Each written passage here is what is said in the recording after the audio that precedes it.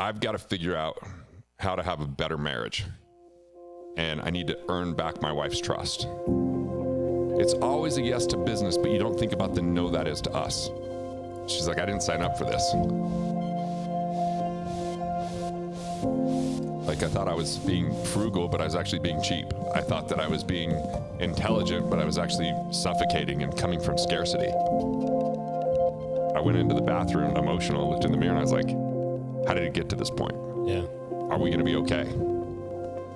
So I just made a choice in that moment. I was like, all right, there's a success formula that we each have. And why was it worth it for you? I don't know if people could just learn this from listening to this or watching this, or if they have to go through it themselves to a degree.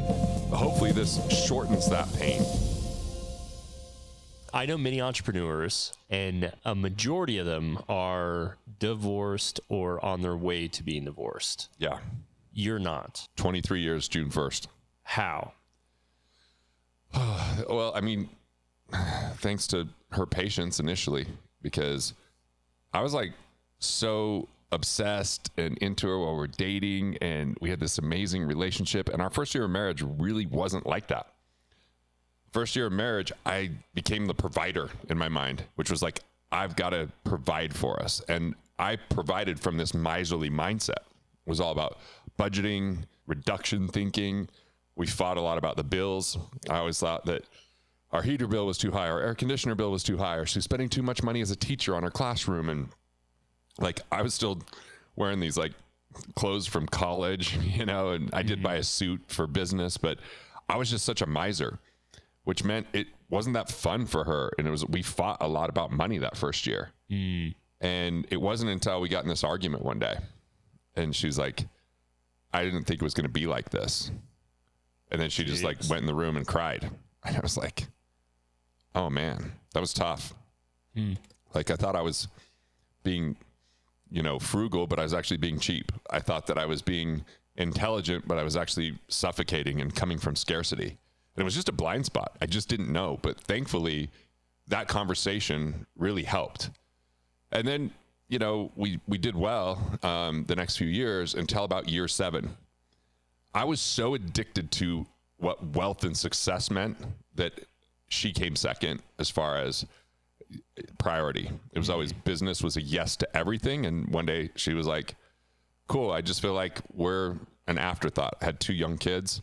She said she felt kind of like a single mother, like going to all these functions alone because I was out promoting my book. I was speaking at every event. I was like, I just remember we'd even like be in church on a Sunday. All I thought about was business the entire time. Yeah. All the things I wanted to get done that needed to be done. Really, from year 7 to year 9, we had our toughest 2 years. I was kind of numb because I was over leveraged in real estate. I was working so hard in things I didn't enjoy, like acquiring properties wasn't enjoyable for me, but I thought this was a path to freedom. And I thought, oh, look, I'm just going to do this for now, and then later everything's going to get better. But I became those habits. I was addicted to work. And so I kind of lost her trust. I mean, she's like, I didn't sign up for this. Yeah. I was like, well, look at this great house that we have. She's like, cool, it feels empty.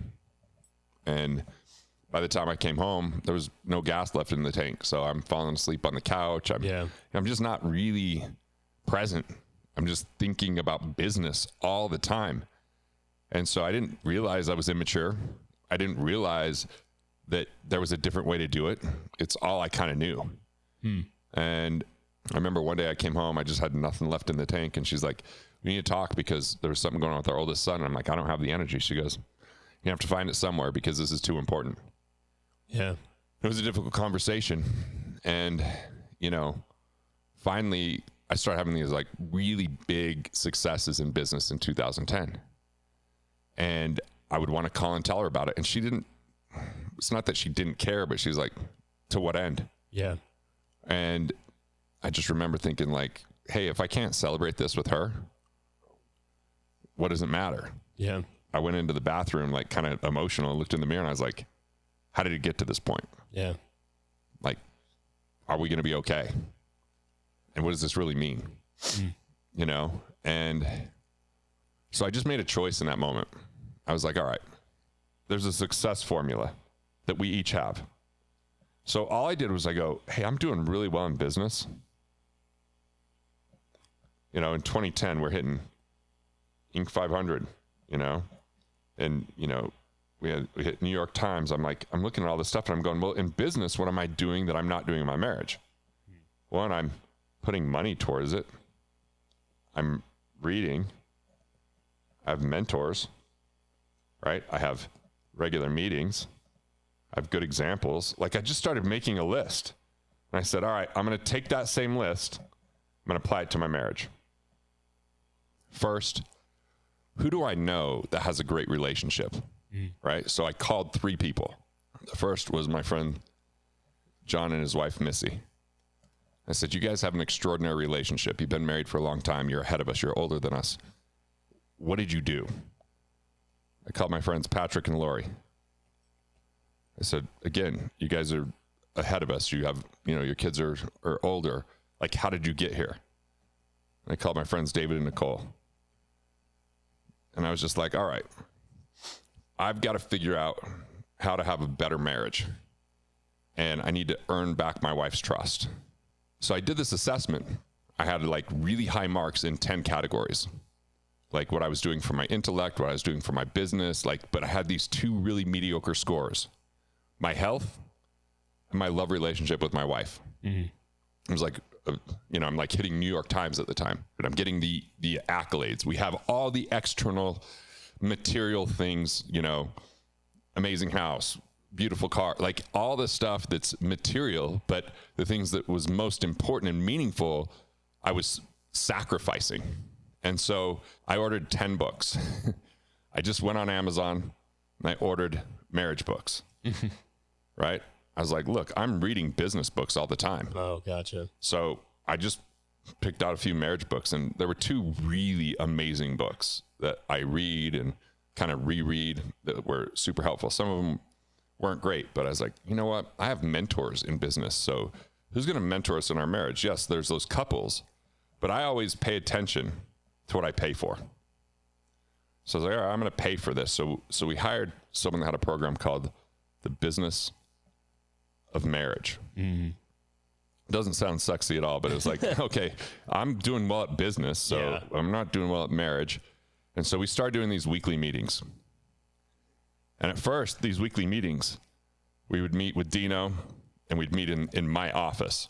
And I remember we had some emotional outbursts during that. Like the whole team heard it. You had someone like mediating it? That's who Dino was? Dino came in and said, hey, you want to improve your marriage? I'm going to help you out. Okay. Like you have no systems. You have no vision. You have no, like, you're cut in this rut where you remember the old times and you don't see a really great future. So let's work through it. Sometimes it was one-on-one with me. Sometimes it was one-on-one with her. But these weekly meetings became such an instrumental thing in our life. Like, treat your wife as your most important customer. You don't reschedule. You like are present. You know, like there's all these things. I was like, yeah, I'm not that way with her. So, but these weekly meetings were so good to like talk through things, you know, like, and even some of the things that I was reading and trying to talk to my wife about, she just didn't trust that I was going to do it. Right. Yeah. Because you had broken that trust before. Right. So she's like, cool. Will this last? Like, can I count on this? Like, you weren't there when, you know, the kids were really little and I could really use your help. And, you know, it's like, all right. And so we flew to Chicago and these 3 couples came. And what we did was my wife sat down with the women, right? And she asked them, like, did you guys have struggles? How did you get through it? Like, what are your best practices? And I met with the men and I was like, what are your best practices? Right. And I just took notes and I listened. And so the first thing I did was for 6 months, any of my friends that were having struggles in their marriage, I chose not to have any time with them. I didn't want any like people that were really getting bitter or angry or going through divorce starting to impact my thinking. Gotcha. And I was like, I'm going to intentionally make sure that we're with couples that put marriage as something that's really important and they figured things out that we haven't figured out. And so some of those best practices were put each other first, right? But I kind of felt at that time I was low on the totem pole. The kids came, they were the priority, or other things were a priority. And I was like, all right, I got to show her that she's important. So I want to put her first. They're like, hey, you have young kids, get some support. Now, when I first told my wife, maybe we should have a part-time nanny, she felt conflicted. Like that would mean that she was not as good of a mom. Yeah. Having this out, but at the same time, she didn't have time for creativity. She didn't have time to herself, and she's an introvert, and she didn't have time to just go do things without, like, I remember I used to tell her, I was like, why is this so hard for you to get things done? She's like, all right, why don't you take the kids? So one day I take the kids to Target to do the shopping, right? There's some items that she said, go get these. And I remember in Target, it was some video game, right?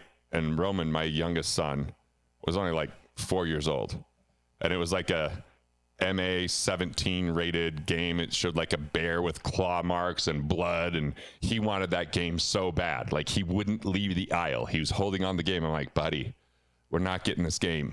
And he's like having a meltdown. He's screaming and kicking, and I'm just standing there like, and people are looking at me like, what is wrong? Like, you got to do something. I'm like, I don't want to pick him up. He's kicking at it. You know, I'm like, I just got to let him get through the fit. And then my other son during this went and hid in a clothing rack, those circle ones, right? Like this.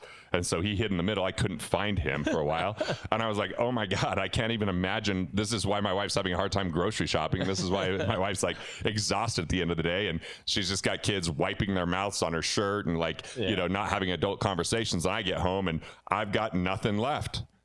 So I understood. I was like, okay, I get it. Like, how can we do this? So when I told her, let's put each other first, she's like, I don't believe that you'll do that. When they said, you've got to put each other first, she actually tried that on.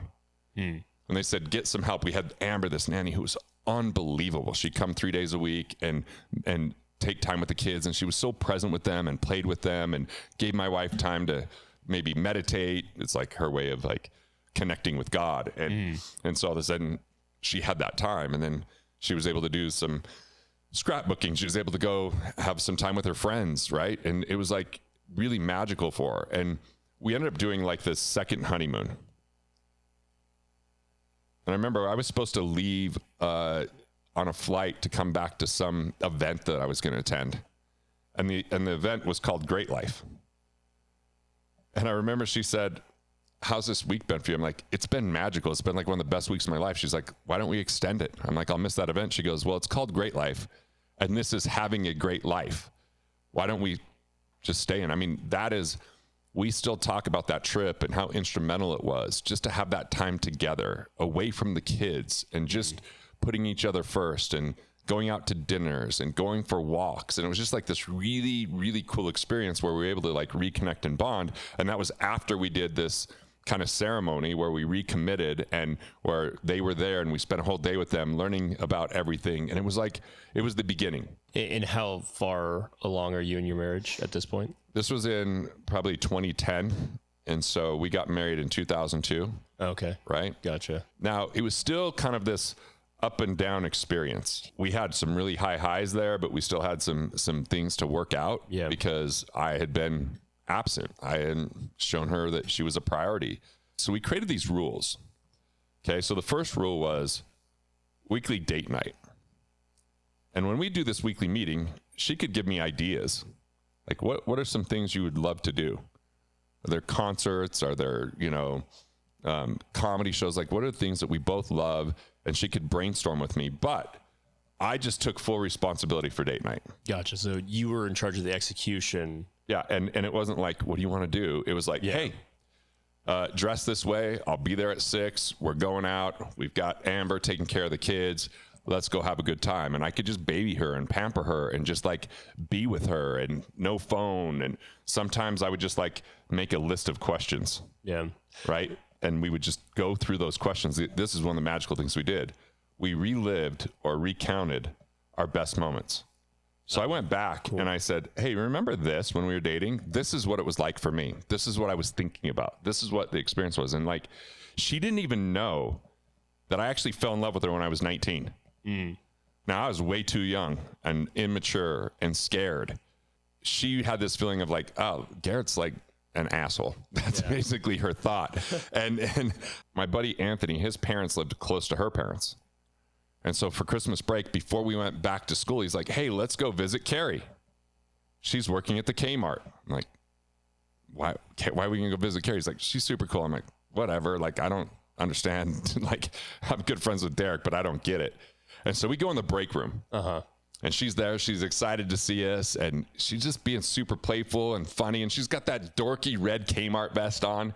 And dude, something in my brain was like, I love her. I'm telling you, it was insane. I was like, what? I don't get it. And then on our drive, we're going down I-15, you know, back to Cedar. And there's a major crash. So the freeway's closed. Completely closed. So he had this Isuzu Rodeo. Yeah. And we just got up on the roof of it and we're looking at the stars and we're just chatting. And like, I trust him more than anyone. I'm like, dude, I don't know what it is, but there's something about Carrie. Like, I could see me marrying a girl like that. And he never brought it up again. I never did. But we had this amazing period of dating. And then again, like, I just became a miser. And then when we had kids, I just was kind of not there. And I just said, look, if I can't be like somewhat committed, I want to be 100% in. Yeah. I was like, I want the people that I love most to love me instead of just the people that like me because they've never met me because I might provide value in some way, like that I'm putting them before her. So what I did was I created a vision for my marriage. Just like you would for a business or Right. a I was new like, project. yeah, I want to be a premier romantic. And I want to be an extraordinary husband. Right. And then we learned all these things from our friends that had amazing marriages. And so we started a date. We had a weekly meeting. The rules that we created were, hey, if I was gone for more than 4 nights or 4, you know, like because I was working in a month. Yeah, days and nights. Then I'd take 4 days off. Oh. So there'd be days off I'd have on a Friday where we could hang out and our kids were little. Right. And then I was like, all right, we're going to have at least 14 days away from the kids.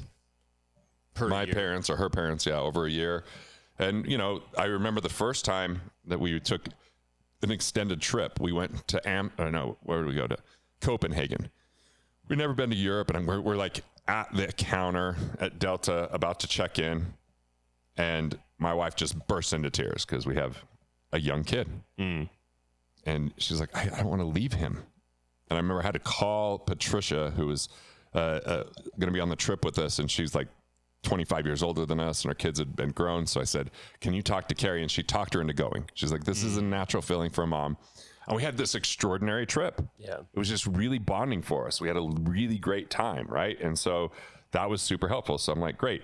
We broke these days up to multiple trips, but, you know, is the nights away from the kids so that we could be romantic and just hang out and have fun and, you know, those kind of things. And so I would just have this app on my phone, OmniFocus, and I would just put down date night ideas anytime I had one. Restaurants that we hadn't been to, like ask other people, what's the coolest thing you've done with your spouse? That's like you have traditions. I just always ask people. In your inventory, you would also allow like her to throw in ideas. You were in charge of planning it, but like that's awesome. I didn't want to be a tyrant, right? I didn't want to just be like, we're doing what I want to do. Right. And I would know like, what is she loves like playlists. So I'd create really cool playlists for these trips. Right. And then they would kind of anchor those things in. Some of those would be all like 80s ballads that are super funny as we listen to them, you know, but I bought like the adventure challenge. You could scratch things off and it would be like date ideas, like just like, what would a premier romantic do? And I remember after going through all this is our anniversary in 2011, I actually hired a quartet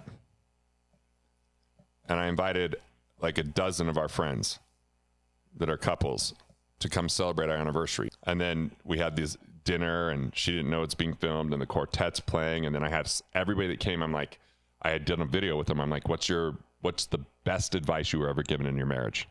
What's the coolest tradition you guys have? And like, we watched that. And then we watched our wedding video and we had 2 videos. One was the actual wedding. And one was my mom had this friend Paula and she put together this really cool, like, video that we played at the wedding there was like, she interviewed us separately, you know, what's his favorite color, what's your like, and it was just like, it was funny, right? So we rewatched that, and then we actually went and stayed at the same hotel that we stayed in for our wedding night. And so I just started doing these kind of things, so she felt important. And by 2012, I talked to all my business and the executives, and I said, I'm going to put my wife first this year. So they said, we're on board. They're like, what we'll do is we're going to clean things up at the organization. So even if we lose revenue, we're going to improve our margin. Gotcha. And so we're going to learn to do things without you. We're going to let the team grow up. And I decided, if I'm speaking, I'm only going to do it if I take my wife and kids and the nanny. So I only did 10 speaking gigs that year. The funniest one was we went to Coeur d'Alene. I always think Coeur d'Alene is one of the most beautiful places in the world. And even while we're there, my wife's like, let me guess, you think it's beautiful? Because I just couldn't stop talking about it. And one of the funny things is, I was like, okay, we're going to send the kids and the nanny on this kids cruise, like a pirate cruise, and we're going to go do a different, more romantic cruise. It turns out we were on the same one. And it was just hilarious. Like, the kids are getting their faces all painted up as pirates. It ended up being this awesome thing, right? And so I wasn't the best speaker that year, because as soon as I left the stage, I was with my family. But I remember my wife being a little bit worried at one point. She's like, hey, are we going to be okay? I'm like, what do you mean? She's like, well, you're not working that much. I'm like, no, we're doing fine. I just want you to know that you're the priority. And that was an extraordinary year. Yeah. It really was. And I don't want people to think it was like easy, because I actually feel like businesses do the same thing. They ebb and flow, right? Yeah. But I can keep my emotions pretty stable in business. With her, as it ebbs and flowed, man, like the downs were really hard because we still had things to work through. We still had things to heal. There were still things I had to apologize for. There were still things that we had to like deal with, you know, and earn back her trust that like the family was a priority. And I just started doing handwritten cards for date night. You know, I started planning really cool experiences that, you know, she just felt special because she's amazing. She's my favorite person on the planet. So that was really, really important. It's fun dreaming about what our future could be. But a lot of people, you know, they've got this future when they're early on, like when we're first dating, right? We have this exciting future. And the thing is, a lot of people, when they start getting money problems, it clouds that future. Yeah. Right? And now it's all about fighting about the past, and it's not about creating an exciting future. And so if you can get to a place where you can address issues as they come up effectively, and then continue to create a bigger, better future, then it creates excitement, it creates adventure, it creates partnership, it creates, you know, a lot of joy. And that to me is wealth. So when was the first time that you realized that trust had been earned back? Every time we'd have a meeting, I'd ask the same question. How am I doing on a scale of 1 to 10? What could I do better? How can I support you? You know, and a lot of times she would just say 10. But if it was a 9, I would say, okay, what's one thing that I could do to get a better score? If it was an 8, I was like, uh-oh, where am I off track? Yeah. Because that's a really low score, because she's not going to say 4, you know, like, and if it was a 7, I knew there was some trouble. Yeah. And if it was a 7, it's I wasn't being present. So that I was, you know, it felt forced at times. It felt, you know, like, okay, yeah, but what about the rest of the week? Yeah. So just checking in and getting feedback. I think feedback's essential for business. I think it's great for relationships. And I think sometimes we don't want feedback because it can feel very personal. You know, now there's difference from someone being critical, you know, maybe that doesn't like you. Yeah. Or, you know, the critic that says, oh, you know, like this isn't good, or I don't like this, or, you know, whatever. But feedback is our way to improve. Were there guidelines that you put? Yeah, people can actually, if they DM me on Instagram, Garrett B. Gunderson, and just put marriage in there, I'll give them like 3 interviews. John and Missy interviewed us. Dino interviewed us. I spoke at Genius Network with Joe Polish on these concepts. I spoke at Mastermind Talks. So those talks, those interviews, and my agendas, they're there. Now, when you see the agenda, do not try to do the whole agenda. That's not the deal. Take like 3 things. Oh, so it's more for ideas. Yeah, it's not like you don't want to be so robotic about it. Just, there's some things that like, hey, do we have any big purchases we want to save for? But one of our rules was that we always have a trip on the books. Because as soon as there's a trip, we start enjoying it the moment it's booked. You get to look forward to it. Right? So right now, for our anniversary, we're going to go see Hamilton. It's her favorite play. She listens to the record all the time. We're going to go to New York.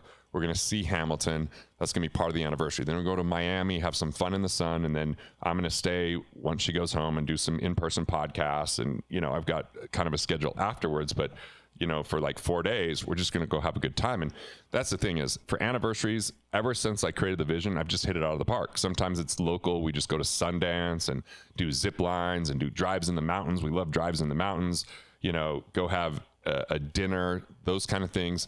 But then there's other times where we went to Italy and we got a boutique hotel and, but even the time when we had limited money once, we just had a year where, we had limited cash flow. I just got super creative. That didn't take a lot of money. We did have this kind of little A-frame cabin that we loved. I remember one time I just said, all right, I've got our anniversary planned. When she got in the vehicle, I put a blindfold on her so she didn't know where we were going. I'd already been up to the cabin, put rose petals, had created a cool playlist. The movie that we watched on that night that we started dating, the 2 movies, it was Notting Hill and it was The American President. So I had both of those. And, I just had a bunch of questions. Yeah. And just asking her questions that lead to good conversation is one of the best ways that she feels loved. And so I just got intentional. I just got very intentional in our relationship. And I just had this philosophy that the biggest dividends that are ever paid for any investment is the one that I invest in my wife. Yeah. That's where the most reward comes from. And look, it's not reward in public acknowledgement. It's not reward in a monetary sense. It's reward in a really fulfilling, loving sense. Yeah. And so it required work, but it was the work worth doing. So a lot of other millionaires. What similarities do you see? They have no rules. They have no boundaries. They are not present. They're not invested. Where they feel like they're being put first. Interesting. It's easy to see from afar. It's hard to see when you're close to it because there's the emotions of it. Yeah. There's just, emotions. So what were some ways that you guys implemented to deal with those emotions? Mentors. So my wife ended up, our mentors now, our spiritual mentors, she's the one that met them first. And it was at a time in 2008 where this was not going well in our marriage. It was pretty mediocre. Yeah. And she was talking to them. They'd never met me. And she was kind of complaining about me. Yeah. And one of them just said to her, they said, do you think you're the wife that he wants you to be? What would he complain about? And just turning the table and have her go on that reflection had her start thinking about what she could be doing, not just what I'm not doing. Yeah. And so it's like both have to be committed. I've used this story many times, but there's a big difference between interest and commitment. And I think part of the reason people, and I'll say what the difference is here in a minute, but part of the reason we don't get fully committed is our own emotional baggage. It was hard for me to see, but I was like, this is the person that knows me the best. And if she rejects me or doesn't love me, that probably means I'm not lovable.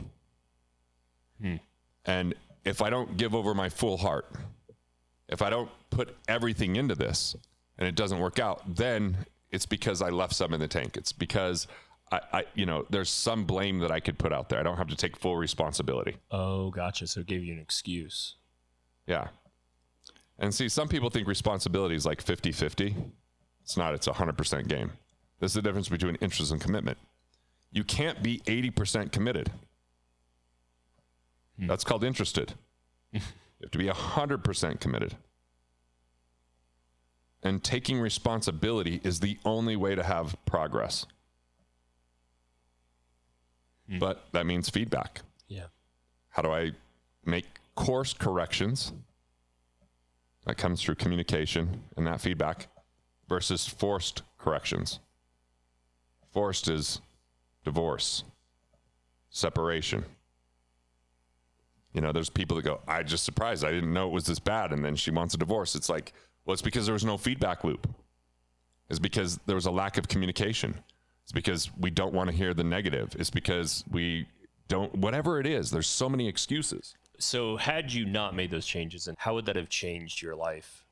She's my rock. Like she's my, I call her like the best mirror, because she'll just say, is this what you really want?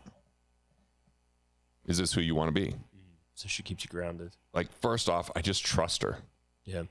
So I can have this massive vision, right? Of liberating 1 million people to become financially independent. And if I didn't get to 1 million, it's still safe with her. She's like, it's okay. You're still in the game. You can still go. Like, I could dream big, but if I don't achieve that dream fully, she's still there to support me. If I'm like, babe, I want to do comedy. She's like, I don't know if you're that funny. But then she's like, hey, where you dream, we dream. Where you go, we follow. Like, she has that, mindset, and she shows up that way, and she doesn't harshly judge me for my mistakes, bad partnerships, bad investments. She's like, this is part of the process. Mistakes don't make you less lovable. They just make you human. And that whole notion is such an amazing foundation for a marriage. How has it also helped on the business side? Well, she gives me outside perspective when I'm dealing with a difficult situation in business. She's an amazing sounding board. She helps me, think through things, talk through things. She helps me understand whether it's worth it or not, or how to address something. Like, we just have a lot of conversations around that. Recently, so we're putting in this backyard. I don't know how projects go. Here's the budget, and here's the reality. Those are different. Yeah. It's just how it goes. But, one day, she's like, if we just do concrete, it's not going to look as good. I think we need to go with limestone. That'll be $19,000 more. And I was just at a point where I was like, man, we're in this startup, and I don't have the same consistent cash flow that I had in the past, and I'm growing the team. And she could see there was stress on my face. Yeah. She's like, well, I want to talk to you about this. I don't want to be, just telling you we're doing it. Let's talk through it. Just that conversation of, she is concerned about stress. She's like, I don't want to start the backyard if it's something that's going to put undue stress on you as you're in this phase of business. And I'm like, all right. And we waited for 1.5 years to do it. We could have paid for it 1.5 years ago, but I said, I just like to see certain markers that we're at, and let's just communicate about it along the way. And we did. So, like, I just like that she's willing to have the hard conversations in a loving, soft way. Yeah. But let me just say this secret here. Okay. This isn't something we use a lot, but only use this. It's rare, but effective. Okay. Something we call the do-over. When one of us says something dumb, when one of us is mean or hangry or temporarily insane, we can ask for a do-over, which acknowledges we'd behave differently if given the chance to do it all over again. Yeah. So what we said was maybe hurtful or selfish, right? So here's an example. One of the worst moments of my life, one of my biggest regrets, is when she told me she was pregnant with her first son. I was so stressed. I was so leveraged with so much real estate, and I had so much going on. There were so many projects in my business. I was invested so heavily in this that I didn't even celebrate when she told me. It just felt like stress. And then when she's going to have the baby, I take a week off right around her due date, but my son comes a week later. So I'm at home, but now I'm like, okay, she has our son, Breck, and then he doesn't get a good APGAR score. He's not breathing very well. He's hooked up to wires and tubes. And the next day, I had people flying in to meet with me, and I went to work. I left the hospital. My wife was scared. She was not doing well. She was stuck in recovery, right? My son wasn't thriving, and I left the hospital, putting work over my family. I abandoned them because I was stuck in this striver mode of more, bigger, better, faster growth. And that was really one of the things that harmed trust. Yeah. And years later, I said, hey, I don't even recognize the dude that did that. Can I get a do-over? Now, a do-over is an act of lasting forgiveness. It's a path to healing. It wasn't easy for me to take responsibility. And facing that kind of pain, it requires courage, but that pain can be a gift, even if we hate the wrapping. A tap on the shoulder and a wake-up call. Yeah. And we've only asked for do-overs a few times. I remember one time I came home after a tough day.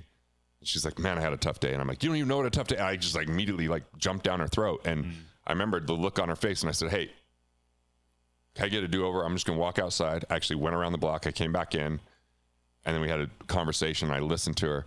Another time, you know, I've flown in from the East Coast so that we could go camping with her family. And I was exhausted. And, you know, she said something. It was like we just got there. It's super hot. I had been on no sleep. And like I went to react. And she's like, hey, can I just get a do-over? I didn't mean what I just said. It's like immediately like, oh, okay. Yeah. So again, we don't use it or abuse it. It's what it does is it kind of breaks down those walls. Like, if you ever have those combos that just keep coming up, like in a fight, it's like the past you keep reliving. When we do a do-over, it kind of knocks down that wall and it doesn't keep getting brought up. Yeah. I don't know if that's unique to us or if everybody could use it, but I'm telling you, it's so instrumental. So we always have a trip that we're looking forward to that's on the books. We use do-overs very sparingly. We have a vision for our marriage. We do date nights. I ask her what's important to her. Right now, she's like, I want to have coffee in the morning together. So we had coffee this morning. She's like, when you get home from filming, I want to go for a walk. So we're going to go for a walk. Like, I'm asking what's important to her. Half the time, she just lets me pick without saying, like, what TV show we're going to watch at night. Now I'm just like, hey, what do you want to watch? How can I make our lives better? How can I invest in her? And how can I show her that she is more important than a business? That there's no client that's going to have more priority than she does. She also knows that there's a certain amount of like, you know, providing that happens. And, you know, it's not like we have as many formal weekly meetings anymore. I mean, it's still there. Now, a lot of times it might be in the hot tub. It might be on a drive to the cabin. It might be just having coffee, listening to some records. I mean, it doesn't have to be like as formal as it was when we were in the throes of it and we're in the thick of it and we're in the emotions of it. But we have kind of a nice rhythm now, you know, but I just like those check-ins. And that's the key. And I think just a lot of people, business is an insurmountable appetite of tasks and projects and opportunities. And part of it is we have to learn to discern opportunity from distraction, because there's just, one time she says, it's always a yes to business, but you don't think about the no that is to us. She's like, what if we were the automatic yes and you were more selective in business? And that's how you actually grow and scale a business, because now you're not addicted to doing everything. You let other people do things for you and you start to mature and grow up. And it's not about the hustle and the grind. It's about intelligent thinking and design. It's about the right frameworks and models. And it's like, you know, some things that even if there's a massive payoff, if the cost is too high, the answer has to be no. Gotcha. Here's a good example. Back in the day before the podcast world existed, I did a 2-hour-a-day, 5-day-a-week radio show. And the nice thing is I could drive from my house to that place where it broadcasted in 5 minutes or 3 minutes, you know, because it was in the morning. And then I got this offer for syndication. So now I was going to be in like 43 states and, you know, but instead of doing a 9 a.m. to 11 a.m. show, it was going to be a 5 to 7 p.m. And she was pregnant with our second son. And I came home and I'm like, guess what? We're getting syndicated. She's like, that's amazing. What does that look like? I'm like, well, we'll go from doing a morning show to the drive time at home later at night show. And she's like, oh, so you said no, right? Like, what do you mean? She goes, we're going to have young kids. 5 to 7 is the prime time. And these kids are only going to be young for a short period of time. It happens so fast. Yeah. And I was like, I didn't say no. And she's like, I'm going to take a little walk around the block. And when I come back, maybe we can have a better conversation about this.